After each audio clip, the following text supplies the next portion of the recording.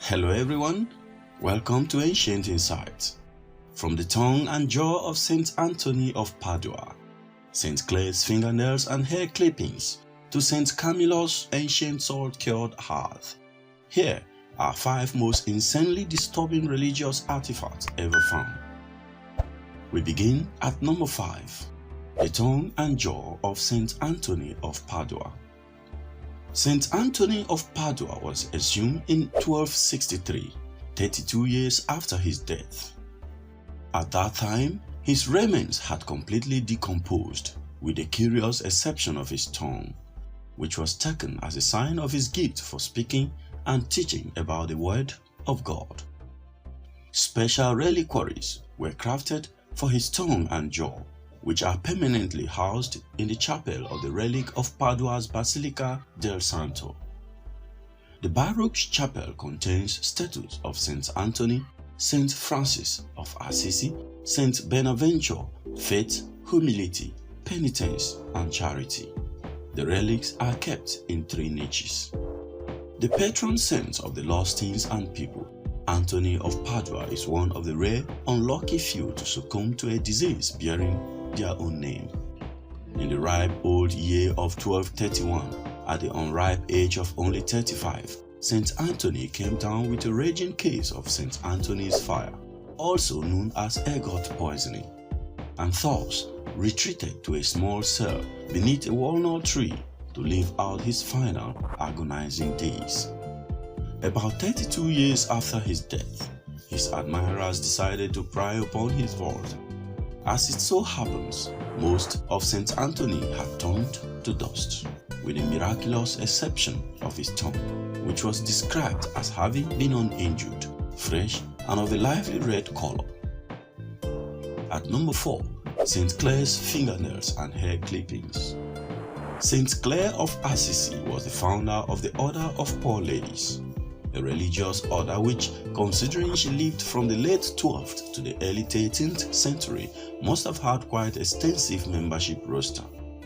Also, despite the fact that she died nearly 700 years before its invention, she is, inexplicably, the patron saint of television. In 1958, Pope Pius XII designated her the patron saint of the Book too. When it came to preserving a bit of this special lady, the church decided to settle on a crystal vial full of her fingernail clippings. But that is not all.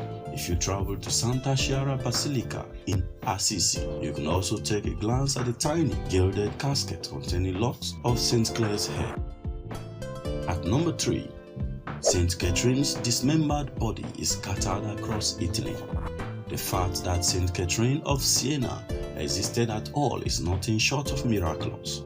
She was born in the 14th century in Tuscany, right around the time the Black Death was hitting its stride.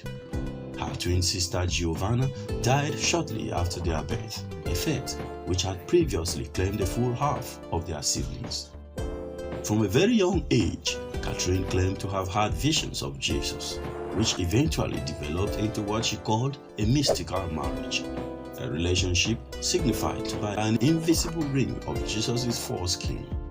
In adulthood, Catherine worked her foreskin-clad fingers to the bone, bettering the lives of the sick and the poor.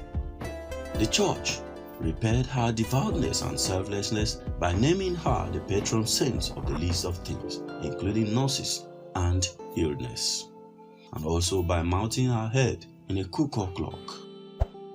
After her death at age 33, Catherine was buried in a simple tomb.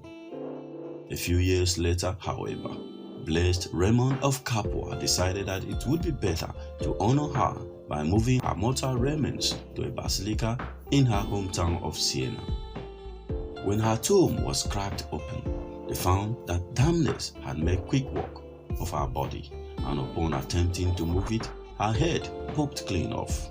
Ever since, the Sienese have carefully guarded her head. The rest of Catherine's remains were exuberantly spread all over Italy. 3 fingers and a foot are in Venice, a hand and a shoulder blade are in Rome, and one of her wrists is in Florence. At number 2, the holy right hand of King Saint Stephen. When Saint Stephen, the first king of Hungary, died in 1038, conflict broke out over who should succeed him. Due to fears that his corpse would be desecrated, his body was removed from its tomb in St. Stephen's Basilica and whisked away to the crypt beneath. When the body was being moved, it was discovered that its right hand was perfectly intact. This being the sign of an obvious miracle, his clenched holy fist was wrenched from his wrist and locked away in the basilica's treasury with the rest of the silver and gold and chopped off body parts. However, Meko, the man tasked with guarding the treasury, stole the hand and hid it in his estate in what is now Romania. The hand was eventually recovered and stashed in an abbey built extensively to house the righteous aura. In the following centuries, the relic amassed such a reputation that it went on tour through Bosnia and Vienna before finally making its way back to St. Stephen's Basilica, where to this day it is carried in procession every year on the Hungarian holiday of St. Stephen's Day. Some, however, believe that the holy hand of King Saint Stephen might not actually be his own. When the hand was recovered in Romania, a chronicler noted it was wearing St. Stephen's ring. But the holy rite on display today not only has no ring, but shows no sign of having ever had one. So, is the hand on parade today truly the righteous fist of King Saint Stephen? Let me know your thoughts in the comment section. And finally, at number 1, Saint Camillus' ancient salt-cured hearth. The life of Camillus de Lelis didn't start out all that saintly. Born in the 16th century Naples, Camillus followed his father's footsteps and went into soldiering. Right up until he discovered that gambling was way more lucrative, he stuck with that until he went broke and was forced to drive a donkey cart, which was enough to make him believe in divine retribution. Camillus saw the error of his ways, repented and devoted his life to caring for the sick. However, he endured a litany of ailments, including a sore in his leg for 46 years, a rupture for 38 years, which he got by serving the sick, 2 callous sores in the soles of one of his feet, which gave him great pains, violent nephritic colics, and for a long time before he died, a loss of appetite. At the age of 65, after a long life of caregiving, conflict and pain, Camillus went forever to rest, or at least he did until someone decided to rip his Christ-loving heart out of his chest. Saint Camillus' licorice heart has toured the world, from Thailand to the Philippines and all the way to Ireland. Let me know which of these relics is more intriguing to you in the comment section.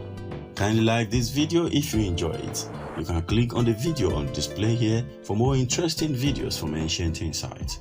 And don't forget to subscribe to this channel, enable notification so you will not miss anything. Thank you very much for watching.